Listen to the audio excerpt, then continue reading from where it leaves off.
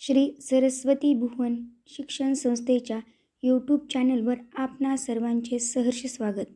श्रीमती हंडेसियल वर्ग 5वी परिसर अभ्यास 1 पाठ क्रमांक 23 संसर्गजन्य रोग आणि रोगप्रतिबंध. मुलांनो, आज आपण संसर्गजन्य रोग आणि रोगप्रतिबंध म्हणजे काय ते पाहणार आहोत. मुलांनो, तुमच्या पाठ्यपुस्तकात सांगा पाहूमध्ये काही प्रश्न विचारले आहेत. त्याच उत्तराच्या आधारे आपल्याला समजेल की संसर्गजन्य रोग म्हणजे काय आणि हे रोग कशामुळे होतात. प्रश्न पहिला, तुमचे मित्र किंवा मैत्रिणी खेळताना पडतात आणि त्यांना लागते तेव्हा त्यांच्याजवळ जाऊ नका, तुम्हालाही लागेल असे कोणी तुम्हाला सांगितले आहे का? त्याचे उत्तर नाही. असे कोणी आपणास सांगत नाही, कारण पडलेल्या व्यक्तीजवळ गेल्याने कोणी पडत नसते. प्रश्न दुसरा, तुमच्या आईचे डोके दुखते आहे. तुम्ही तिच्याजवळ गेलात तर तुमचेही डोके दुखू लागते असे होते का?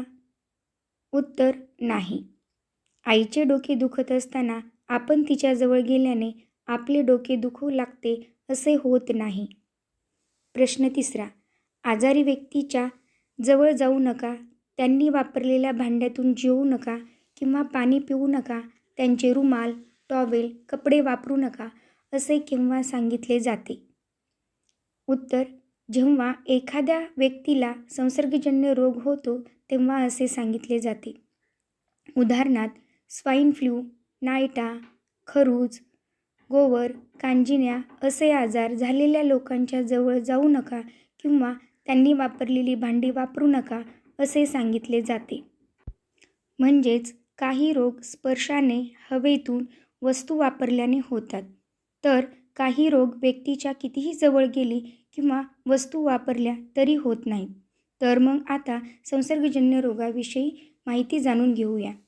संसर्गजन्य रोग. मुलांनो, आपल्या सर्वांना माहिती आहे की काही रोग हे रोग्याच्या संपर्कातून होतात, तर काही रोग कितीही भयंकर असले तरी त्या व्यक्तीच्या सहवासात गेल्याने होत नाहीत.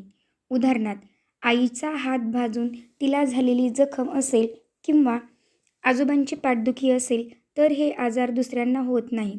पण स्वाईन फ्लू, पडसे, खरूज, कांजिण्या, गोवर हे आजार ज्या व्यक्तींना झालेले असतात त्यांच्यापासून थोडे दूर राहावे लागते.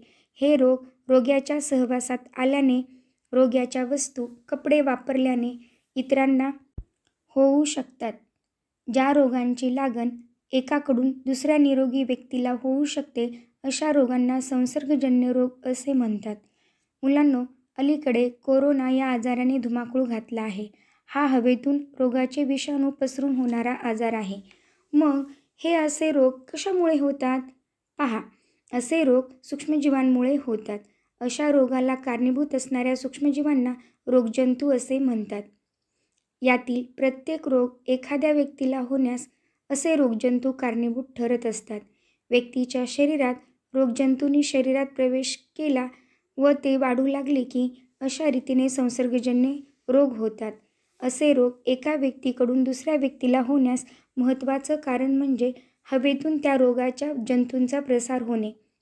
सर्दी झालेल्या व्यक्तीच्या शिंकेतून रोगजंतू हवेत पसरतात व त्याचा प्रसार इतर निरोगी व्यक्तीला होतो. म्हणजे रोग्याच्या शरीरातून निरोगी माणसाच्या शरीरात रोगजंतू शिरले की त्याला रोगप्रसार असे म्हणतात.